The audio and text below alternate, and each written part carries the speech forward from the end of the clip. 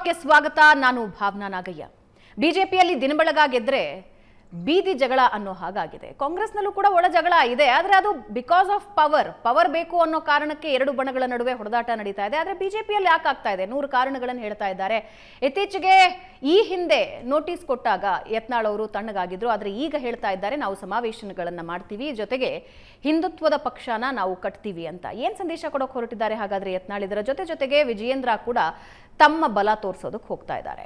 High command ಈ ಸಂದರ್ಭದಲ್ಲಿ ಯಾವುದೇ ನಿರ್ಧಾರಗಳನ್ನು ತೆಗೆದುಕೊಳ್ತಾ ಇಲ್ಲ. ಒಂದು, ರಾಜ್ಯಾಧ್ಯಕ್ಷರ ಬದಲಾವಣೆಯ ಬಗ್ಗೆ ಯಾವುದೇ ಮಾತಿಲ್ಲ. ಆದರೆ ಯತ್ನಾಳ್ ಬಣ ಹೇಳ್ತಾ ಇದೆ ನಮ್ಮ ಹತ್ರ ರಾಜ್ಯಾಧ್ಯಕ್ಷರ ಬದಲಾವಣೆಗೆ ಸೂತ್ರ ಇದೆ, ಅದನ್ನ ಜಾರಿ ಮಾಡಿ ನಾವು ತಣ್ಣಗಾಗ್ತೀವಿ ಅಂತ. ಹಾಗಾದ್ರೆ ಬಿಜೆಪಿಯಲ್ಲಿ ಏನಾಗ್ತಾ ಇದೆ ಇದ್ರ ಬಗ್ಗೆ ಮಾತಾಡ್ತಾ ಹೋಗೋಣ. ನನ್ನ ಕಲೀಗ ರಾಜಕೀಯ ವಿಶ್ಲೇಷಕರಾದ ಪ್ರಶಾಂತ್ ನಾಥ್ ಇದ್ದಾರೆ. ಪ್ರಶಾಂತ್, ಕಾರ್ಯಕ್ರಮಕ್ಕೆ ಸ್ವಾಗತ. Thank you. ಪ್ರಶಾಂತ್, ಎಲ್ಲಿವರೆಗೆ ಬಂದು ನಿಂತಿದೆ ಅಂದ್ರೆ, ಒಂದು, ನೀವು ನಾವು ಹೇಳಿದ್ದನ್ನ ಕೇಳಿ ಅಥವಾ ನಾವೇ ಬೇರೆ ಪಕ್ಷ ಮಾಡ್ತೀವಿ ಅಂತ ಯತ್ನಾಳ್ ಹೇಳ್ತಾ ಇದ್ದಾರೆ. ಅದರ ಜೊತೆಗೆ ಸಮಾವೇಶಗಳಿಗೆ ರೆಡಿ ಆಗ್ತಾ ಇದ್ದಾರೆ. ನಾವು ದಾವಣಗೆರೆಯಲ್ಲಿ ಒಂದು ಸಮಾವೇಶ ಮಾಡ್ತೀವಿ, ಕೂಡಲ ಸಂಗಮದಲ್ಲಿ ಒಂದು ಸಮಾವೇಶ ಮಾಡ್ತೀವಿ, ವೀರಶೈವ ಲಿಂಗಾಯತ ಪವರ್ ಏನು ಅನ್ನೋದನ್ನ ತೋರಿಸ್ತೀವಿ. ವಿಜಯೇಂದ್ರ ಒಬ್ಬರೇ ಅಲ್ಲ ನಾಯಕ, ಯಡಿಯೂರಪ್ಪ ಒಬ್ಬರೇ ಅಲ್ಲ ನಾಯಕ, ವೀರಶೈವ ಲಿಂಗಾಯತ ಇತರ ನಾಯಕರಿಗೂ ಬಲ ಇದೆ ಅನ್ನೋದನ್ನ ತೋರಿಸೋದಕ್ಕೆ ಹೊರಟಿದ್ದಾರೆ. ಯಾಕೆ ಸಡನ್ ಆಗಿ ಯತ್ನಾಳ್ ಇಷ್ಟು ಅಗ್ರೆಸಿವ್ ಆಗಿದ್ದಾರೆ? ಫೆಬ್ರವರಿ 10ಕ್ಕೆ ಬಿಜೆಪಿ ಹೈಕಮಾಂಡ್ 2ನೇ ನೋಟಿಸನ್ನು ಶಿಸ್ತು ಸಮಿತಿಯ ಮೂಲಕ ಬಸನಗೌಡ ಪಾಟೀಲ್ ಯತ್ನಾಳ್ರಿಗೆ ಕೊಡ್ತು. 72 ಗಂಟೆಗಳ ಒಂದು ಡೆಡ್ಲೈನ್ ಕೊಡಲಾಯಿತು. ನೀವು ಉತ್ತರ ಕೊಡದೇ ಇದ್ದರೆ ನಾವು ನಮ್ಮ ಕ್ರಮವನ್ನು ತೆಗೆದುಕೊಳ್ತೀವಿ ಅಂತ ಹೇಳಿದರು. ಆಗ ಬಿ ಜೆ ಪಿಯ ಹೈಕಮಾಂಡ್ ಮೂಲಗಳು ಕರ್ನಾಟಕದ ನಾಯಕರಿಗೂ ಹೇಳಿದ್ವು, ಇಲ್ಲ ನಾವು ಯತ್ನಾಳ್ರ ಮೇಲೆ ಉಚ್ಚಾಟನೆಯ ಒಂದು ಕ್ರಮವನ್ನು ತೆಗೆದುಕೊಳ್ಳಲೇಬೇಕಾಗತ್ತೆ, ಅಟ್ಲೀಸ್ಟ್ ಸಸ್ಪೆಂಡ್ ಅಂತೂ ಮಾಡ್ತೀವಿ ಈಗ ಸದ್ಯಕ್ಕೆ. ಹೀಗಾಗಿ ಬಸನಗೌಡ ಪಾಟೀಲ್ ಯತ್ನಾಳ್ರಿಗೆ ಇದನ್ನು ತಿಳಿಸಿ, ಇಲ್ಲ ಅದಲ್ಲಿ ಅವರು ಮಾತಾಡೋದು ಬಂದ್ ಮಾಡಿದರೆ ನಾವು ಏನೋ ಕ್ರಮ ತೆಗೆದುಕೊಳ್ಳಲ್ಲ, ಮಾತಾಡ್ತಾ ಹೋದರೆ ನಾವು ಉಚ್ಚಾಟನೆಯ ಕ್ರಮನೋ ಡಿಸ್ಮಿಸ್ಸೋ ಸಸ್ಪೆನ್ಷನೋ ಏನಾದರೂ ಮಾಡ್ತೀವಿ ಅಂತಕ್ಕಂಥದ್ದು ಹೇಳಿದರು. ಅದಾದಮೇಲೆ ಯತ್ನಾಳ್ರ ಒಂದು ಉತ್ತರವನ್ನು ಬಿ ಜೆ ಪಿ ಹೈಕಮಾಂಡ್ಗೆ ಕೊಟ್ಟರು, ಮತ್ತೊಂದು ಉತ್ತರವನ್ನು ಕೊಟ್ಟರು. ಆದರೆ ಏಕಾಏಕಿ ಬಿ ಜೆ ಪಿ ಹೈಕಮಾಂಡ್ ತಣ್ಣಗಾಗಿದೆ. ಯತ್ನಾಳ್ರೇನು ಮಾತಾಡೋದನ್ನು ನಿಲ್ಲಿಸಿಲ್ಲ. ಯತ್ನಾಳ್ ಪದೇ ಪದೇ ಮಾತಾಡಿದ್ದಾರೆ, ವಿಜೇಂದ್ರ ಬಗ್ಗೆ ಮಾತಾಡಿದ್ದಾರೆ, ಯಡಿಯೂರಪ್ಪನವ್ರ ಬಗ್ಗೆ ಮಾತನಾಡಿದ್ದಾರೆ. ಆದರೆ ಬಿ ಜೆ ಪಿ ಹೈಕಮಾಂಡ್ಗೆ ಅನಿಸಿದೆ ಯತ್ನಾಳ್ರನ್ನು ವಯಾ ಮೀಡಿಯಾ ಒಂದು ನೆಗೋಷಿಯೇಟ್ ಅಥವಾ ಮಾತುಕತೆ ಮಾಡ್ತಕ್ಕಂಥ ಪ್ರಯತ್ನವನ್ನು ಹೈಕಮಾಂಡ್ ಮಾಡಿದಾಗ ಯತ್ನಾಳ್ ಹೇಳಿದ್ದಾರೆ ಯಾವುದೇ ಕಾರಣಕ್ಕೂ ವಿಜೇಂದ್ರ ಜೊತೆ ಕಾಂಪ್ರಮೈಸ್ ಸಾಧ್ಯ ಇಲ್ಲ, ನೀವು ಬೇಕಾದರೆ ಉಚ್ಚಾಟನೆ ಮಾಡಿದರೆ ನಾನೊಂದು ಪ್ರಾದೇಶಿಕ ಪಕ್ಷವನ್ನು ಕಟ್ಟಲಿಕ್ಕೆ ರೆಡಿ ಇದ್ದೀನಿ, ನನ್ನ ಜೊತೆ GM ಸಿದ್ದೇಶು, ಅರವಿಂದ್ ಲಿಂಬಾವಳಿ, ಕುಮಾರ್ ಬಂಗಾರಪ್ಪ, ಪ್ರತಾಪ್ ಸಿಂಹ ಇವರೆಲ್ಲರೂ ಬರಲಿಕ್ಕೆ ರೆಡಿ ಇದ್ದಾರೆ, ನಾವೊಂದು ಪ್ರಾದೇಶಿಕ ಪಕ್ಷವನ್ನು ಮಾಡ್ತೀವಿ, ಹಿಂದುತ್ವ ಆಧಾರಿತ ಪಾರ್ಟಿಯನ್ನೇ ಮಾಡ್ತೀನಿ, ನೀವು ಕರಾವಳಿ ಮತ್ತು ಮುಂಬೈ ಕರ್ನಾಟಕ ಭಾಗದಲ್ಲಿ ನಾನು ಒಂದು ವ್ಯವಸ್ಥಿತ ಪಾರ್ಟಿಯನ್ನು ಕಟ್ಟಿ ತೋರಿಸ್ತೀನಿ, ನೀವು ಉಚ್ಚಾಟನೆ ಮಾಡೋದಾದರೆ ಮಾಡಿ ಅನ್ನೋದನ್ನು ಯತ್ನಾಳ್ ಹೇಳಿದ್ದಾರೆ. ಯಾವಾಗ ಯತ್ನಾಳ್ ಪ್ರಾದೇಶಿಕ ಪಾರ್ಟಿಯನ್ನು ಕಟ್ತೀನಿ ಅಂತಕ್ಕಂಥದ್ದನ್ನು ಹೇಳಿದರು, ಆಗಿನಿಂದ ಬಿ ಜೆ ಪಿ ಹೈಕಮಾಂಡ್ ಸ್ವಲ್ಪ ತಣ್ಣಗಿದೆ ಅಂತ ಅನ್ಸುತ್ತೆ. ನಾನು ಹೆದರಿದೆ ಅಂತೆಲ್ಲ ಹೇಳಲ್ಲ, ಯಾಕಂದರೆ ರಾಷ್ಟ್ರೀಯ ಪಕ್ಷಗಳು ದಿಲ್ಲಿಯಲ್ಲಿ ಕುಳಿತವ್ರು ಇದಕ್ಕೆಲ್ಲ ಭಾಳ ತಲೆ ಕೆಡಿಸ್ಕೊಳ್ಳಲ್ಲ. ಆದರೆ ಅವ್ರಿಗನ್ನಿಸ್ತಾ ಇದೆ 2013ರಲ್ಲಿ ಯಡಿಯೂರಪ್ಪನವರು ಪಾರ್ಟಿ ಬಿಟ್ಟು ಹೋಗಿ ಪ್ರಾದೇಶಿಕ ಪಕ್ಷವನ್ನು ಮಾಡಿದಾಗ 10% ವೋಟ್ ತೆಗೆದುಕೊಂಡ್ರು. ಇದು ಎರಡೂ ರಾಷ್ಟ್ರೀಯ ಪಕ್ಷಗಳಿಗೆ. 94ರಲ್ಲಿ ಬಂಗಾರಪ್ಪನವರು KCP ಮಾಡಿದಾಗ ಅವರು 7.56% ಏನೋ ವೋಟ್ ತೆಗೆದುಕೊಂಡಿದ್ರು, 10 ಶಾಸಕರ ಆರಿಸ್ಕೊಂಡಿದ್ರು. ಕಾಂಗ್ರೆಸ್ಸು ನಷ್ಟ ಅನುಭವಿಸ್ತು, ಬಿ ಜೆ ಪಿನೂ ನಷ್ಟ ಅನುಭವಿಸ್ತು. ಹೀಗಾಗಿ ಬಿ ಜೆ ಪಿ ಹೈಕಮಾಂಡ್ಗೆ ಅನಿಸ್ತಾ ಇದೆ 28 ದೂರ ಇದೆ ನಿಜ, ಆದರೆ ಈಗ ಯತ್ನಾಳ್ರು ಹೊರಗಡೆ ಹೋಗಿ ಉಳಿದವರು ಈಗ GM ಸಿದ್ದೇಶ್ ಇದ್ದಾರೆ, ಅರವಿಂದ್ ಲಿಂಬಾವಳಿ ಇದ್ದಾರೆ, ಅವ್ರ ಜೊತೆನೂ ಕೂಡ ಕೆಲ ನಾಯಕರು ಇರೋದರಿಂದ ನೀವು 3-4% ವೋಟ್ ತೆಗೆದುಕೊಂಡ್ರೂ ಸಾಕು, ಬಿ ಜೆ ಪಿ ಅಧಿಕಾರಕ್ಕೆ ಬರಲಿಕ್ಕೆ ಸಾಧ್ಯ ಆಗಲ್ಲ. ಈಗಲೇ ಬಿ ಜೆ ಪಿ ಮತ್ತು JDS ನಡುವಿನ ವೋಟ್ ಡಿವಿಷನ್ ಕಾಂಗ್ರೆಸ್ಗೆ ಲಾಭ ಆಯಿತು, ಇನ್ನೊಂದು ಪಾರ್ಟಿ ಬಂದರೆ ಅದು ನೇರವಾಗಿ ಕಾಂಗ್ರೆಸ್ಗೆ ಲಾಭ ಆಗುತ್ತೆ ಅನ್ನುವ ಕಾರಣದಿಂದ ಬಿ ಜೆ ಪಿ ಹೈಕಮಾಂಡ್ ಸ್ವಲ್ಪ ತಣ್ಣಗಿದೆ. ಇನ್ನೊಂದು ಕಡೆ ಈಗ ವಿಜಯೇಂದ್ರರು ಅಂದ್ಕೊಂಡಿದ್ರು, ಇಲ್ಲ ಫೆಬ್ರವರಿ 10ಕ್ಕೆ ಯಾವಾಗ ನೋಟಿಸ್ ಕೊಟ್ಟರು ಯತ್ನಾಳ್ರಿಗೆ, ನನ್ನನ್ನು ರಾಜ್ಯಾಧ್ಯಕ್ಷರನ್ನಾಗಿ ರ್ಯಾಟಿಫೈ ಇನ್ನೊಮ್ಮೆ ಮಾಡ್ತಾರೆ, 2-3 ದಿನಗಳಲ್ಲಿ ಮಾಡಿಬಿಡ್ತಾರೆ ಅನ್ನುವ ಉತ್ಸಾಹದಲ್ಲಿ ವಿಜಯೇಂದ್ರ ಇದ್ದರು. ಆದರೆ ಅದಕ್ಕೆ ಮಾತಿಗೆ 1 ತಿಂಗಳಾಯಿತು. ಅಷ್ಟೇ ಅಲ್ಲ, ಈಗ ಬಿ ಜೆ ಪಿಯ ರಾಷ್ಟ್ರೀಯ ಅಧ್ಯಕ್ಷರ ಆಯ್ಕೆಗೇನು 50% ರಾಜ್ಯದ ಅಧ್ಯಕ್ಷರ ಆಯ್ಕೆ ನಡಿಬೇಕು, ಅದರಲ್ಲಿ ಕರ್ನಾಟಕದ ಹೆಸರು ಇಲ್ಲ. ಹೀಗಾಗಿ ಯಾವಾಗ ಅಧ್ಯಕ್ಷರನ್ನು ನಾವು ಮಾಡ್ತಾರೆ, ರ್ಯಾಟಿಫೈ ಮಾಡ್ತಾರೋ ಇಲ್ವೋ ಅದರ ಬಗ್ಗೆ ಕನ್ಫ್ಯೂಷನ್ ಇದೆ. ಆ ಕಾರಣದಿಂದ ನಾವು ನೋಡಿದ್ವಿ ಯಡಿಯೂರಪ್ಪನವರು ವಿಜೇಂದ್ರರನ್ನ ಅಮಿತ್ ಶಾ ಬಂದಾಗ ಹೋಗು ಸ್ವಲ್ಪ ಮಾತಾಡು ಅಂತಕ್ಕಂಥದ್ದನ್ನು ಒಬ್ಬ ತಂದೆಯಾಗಿ ಅದನ್ನು ಕಳಿಸುವ ಪ್ರಯತ್ನವನ್ನು ಮಾಡಿದರು. But at the same time ಕೆಲವೊಂದು ಪ್ರಶ್ನೆಗಳಿಗೆ ತಡವರಿಸಿದ್ರು ವಿಜಯೇಂದ್ರ ಅಂತಲೂ ಅಲ್ಲ. ಈಗ ಅದು ಒಳಗಡೆ ಇಬ್ಬರೇ ಇದ್ದಾಗ ಏನು ಮಾತುಕತೆ ನಡೆದಿದೆ ಅಂತಕ್ಕಂಥದ್ರ ಬಗ್ಗೆ ನಾನಾ ರೀತಿಯ ಸುದ್ದಿಗಳಿವೆ. ಇನ್ನೊಂದು ಕಡೆ ಇಂಟ್ರೆಸ್ಟಿಂಗ್ಲಿ ಕೆಲ ಬೆಳವಣಿಗೆಗಳೇನು ನಡೀತಾ ಇವೆ. ಈಗ ಅರವಿಂದ್ ಲಿಂಬಾವಳಿ ಒಂದು ಚೀಟಿ ಕೊಟ್ಟರು, ಯಾರಿಗೆ? ಅಮಿತ್ ಶಾಗೆ 4 ಪುಟಗಳ ಒಂದು ಲೆಟರ್ ಕೊಟ್ಟರು, ನೋಡಿ ಹಿಂಗೆ ಏನೇನು ನಡೀತಾ ಇದೆ ಅಂತ. ಅವರಂದ್ರು ನೀ ದಿಲ್ಲಿಗೆ ಬಾ ಅಂತ. ಇವರಂದ್ರು ನಾನು ದಿಲ್ಲಿಗೆ ಬರೋ ಪ್ರಯತ್ನ ಮಾಡಿದ್ದೀನಿ, ನೀವು ಅಪಾಯಿಂಟ್ಮೆಂಟ್ ಕೊಡ್ತಾ ಇಲ್ಲ ಅಂತ. ನೈ ತುಮ್ ಮಂಗಳವಾರಕ್ಕೆ ಬಾದ ಅಂತ ಅವರು ಹೇಳಿದರು. ಈಗ ಬಂದಿರತಕ್ಕಂಥ ಸುದ್ದಿಗಳ ಪ್ರಕಾರ ಇವತ್ತು ಲಿಂಬಾವಳಿ ಬೆಂಗಳೂರಿನಲ್ಲೇ ಇದ್ದಾರೆ, ಅವ್ರು ದಿಲ್ಲಿಗೆ ಹೋಗಿಲ್ಲ. ನೀವು ಇನ್ನೊಂದಿಷ್ಟು ಮಾಹಿತಿಗಳನ್ನು ನಮ್ಗೆ ಕೊಡಿ, ನಾವು ಸಂಘದ ಜೊತೆ ಚರ್ಚೆ ಮಾಡಿದ ನಂತರ will get back to you ಅಂತ ಅಮಿತ್ ಶಾ ಅವ್ರ ಆಫೀಸ್ನಿಂದ ಲಿಂಬಾವಳಿಗೆ ಹೇಳಿದ್ದಾರೆ ಅಂತಕ್ಕಂಥದ್ದು ಬರ್ತಾ ಇರ್ತಕ್ಕಂಥ ಸುದ್ದಿ.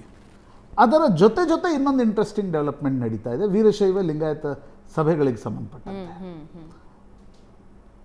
ಅಮಿತ್ ಶಾ ಮತ್ತು ಬಿ ಜೆ ಪಿಯ ರಾಷ್ಟ್ರೀಯ ನಾಯಕರೇನಿದ್ದಾರೆ ಅವರು ಎರಡೂ ಬಣಗಳಿಗೆ ತಿಳಿಸಿ ಹೇಳಿದ್ದಾರೆ, ವೀರಶೈವ ಸಮಾವೇಶಗಳನ್ನು ಮಾಡಬೇಡಿ, ಉಭಯ ಬಣಗಳ ಸಮಾವೇಶಗಳನ್ನು ಮಾಡಿದರೆ ಒಂದು ಸಮುದಾಯಕ್ಕೆ ಪೆಟ್ಟಾಗತ್ತೆ ಮತ್ತು ಬಿ ಜೆ ಪಿಯ ವೋಟ್ ಬ್ಯಾಂಕ್ಗೂ ಕೂಡ ಪೆಟ್ಟಾಗುತ್ತೆ ಅನ್ನುವ ದೃಷ್ಟಿಯಿಂದ ನೀವು ವೀರಶೈವ ಲಿಂಗಾಯತ ಬಣಗಳ ಸಮಾವೇಶಗಳನ್ನು ಮಾಡಬೇಡಿ ಅಂತಕ್ಕಂಥದ್ದನ್ನು ಹೈಕಮಾಂಡ್ ಎರಡೂ ಬಣಗಳಿಗೆ ಹೇಳಿದೆ.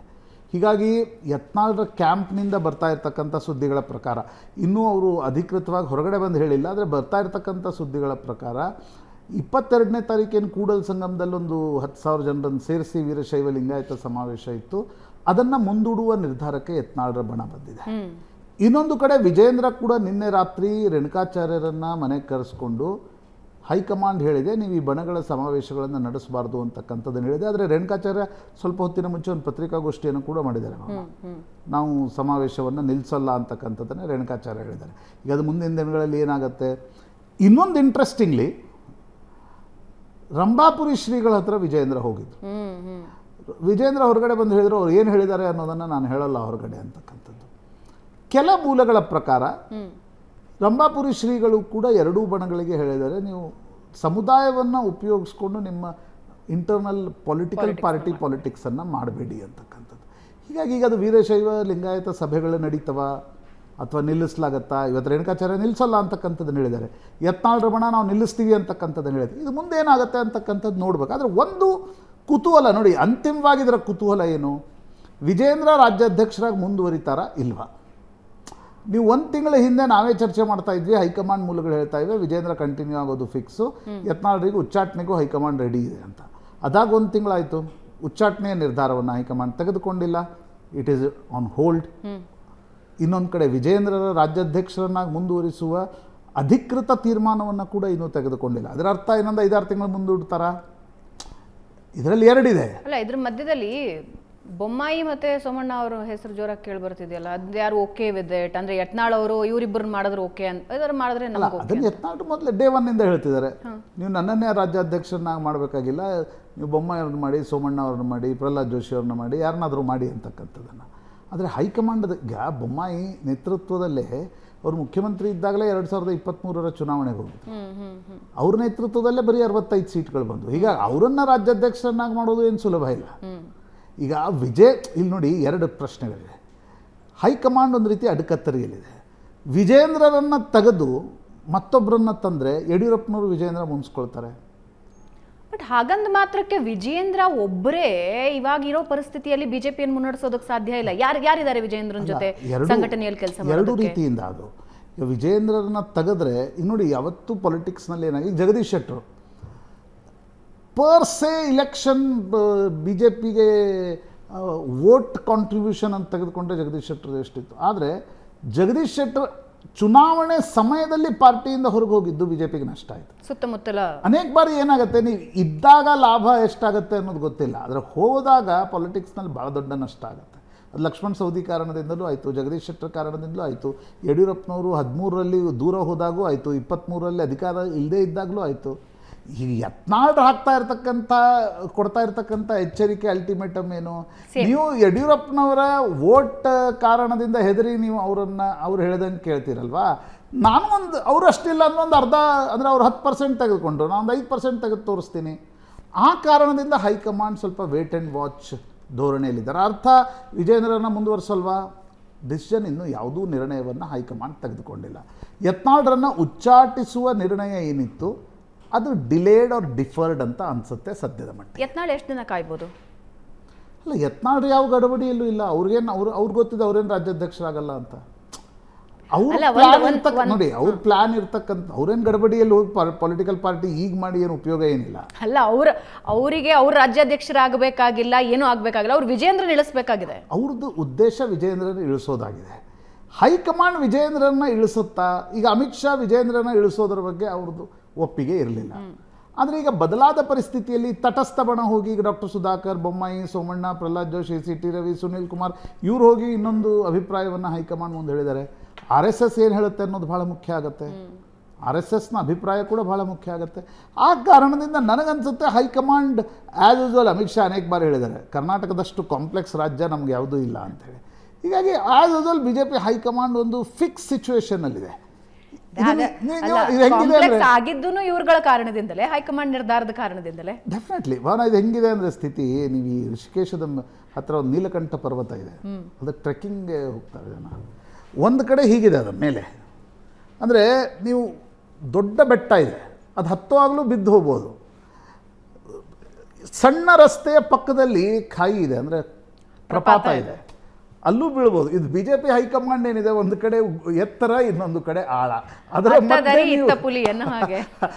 ಮಧ್ಯೆ BJP ಹೈಕಮಾಂಡ್ ಏನು ನಿರ್ಧಾರವನ್ನು ತೆಗೆದುಕೊಳ್ಳುತ್ತೆ ನೋಡು. ರೈಟ್, ನೋಡೋಣ ಏನಾಗುತ್ತೆ ಅಂತ. ಇದರೊಂದಿಗೆ ಇವತ್ತಿನ ನ್ಯೂಸ್ ಟಾಕ್ ಮುಗಿಸೋಣ. ಪ್ರಶಾಂತ್, ಧನ್ಯವಾದ. Thank you.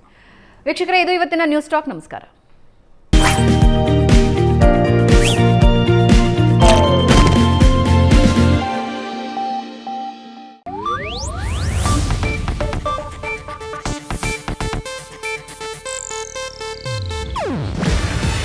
ಇದು ಏಷ್ಯಾನೆಟ್ ನ್ಯೂಸ್ ನೆಟ್ವರ್ಕ್ ಪ್ರಸ್ತುತಿ. ನೀವು ನೋಡ್ತಿದ್ದೀರಾ ಏಷ್ಯಾನೆಟ್ ಸುವರ್ಣ ನ್ಯೂಸ್.